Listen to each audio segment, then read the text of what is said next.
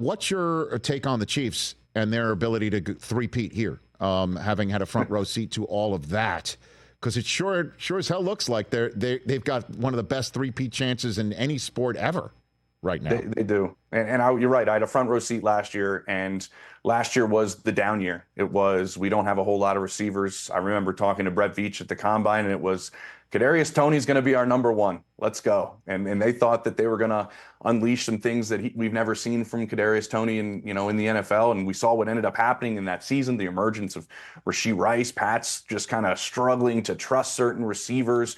And that was a big part of the offensive struggles, and they still win it. And so I think the offense is going to be better this year, Rich. Honestly, talking to people there, they now have the ability in their mind that they've lacked speed the last 2 seasons, really. And that's the way they've looked at it. And they go and get Hollywood Brown, who, to my understanding, is probably going to miss the first 2 weeks, definitely week 1, probably the first 2. And you have Xavier Worthy, and you have the ability to have both of those guys. And McCole Hardman, by the way, is also on the team. But you have the ability to go downfield, which was a big emphasis in training camp this year, which also will make life easier on your aging tight end, who's still incredible, and Rashee Rice, both of those guys operating in space underneath. They think they can really attack defenses in a more complex way than they did over the last 2 years, which, in my opinion, is a little scary.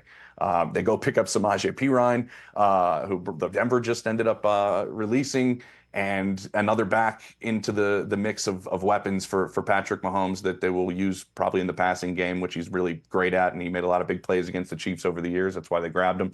I just think they might be in a better position than they were a year ago, which is the scary aspect, because when I asked about Mahomes at camp, I just said, how's he looked? And they were like, otherworldly.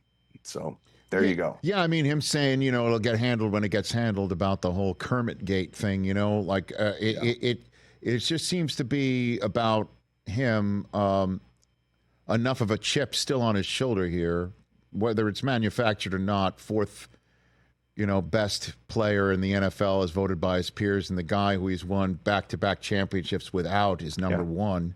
It just seems that there's that.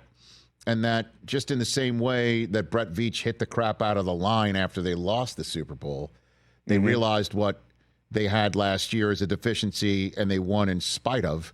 It looks like they hit that. I mean, and that Sky Moore, maybe he can actually take a step forward rather than a step back like he did last year. That might be it here. Yeah, and I think they've protected themselves, Rich. I think the Juju signing shows, we're going to probably have a suspension with Rashee Rice at some point.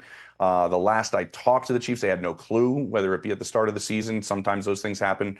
I don't know, this Friday. It's happened in the league before, but I'm not saying I know anything. But they're protecting themselves, and that's kind of what Juju would do if they lose Rashee Rice for any stretch of this season. They have multiple deep threats. They think they're better at tackle than they were last year. They didn't think their tackle situation, especially at left tackle, was a really good one last year. They think they've upgraded that. You mentioned the interior of the line. It's one of the best interiors in all of football between center and both guards.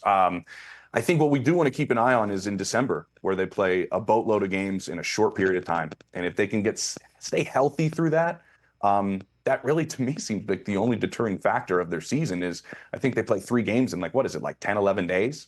To me, that's the only really difficult thing we got to keep an eye on. Catch the Rich Eisen Show every single day on the Roku channel, 12 to 3 Eastern, for free.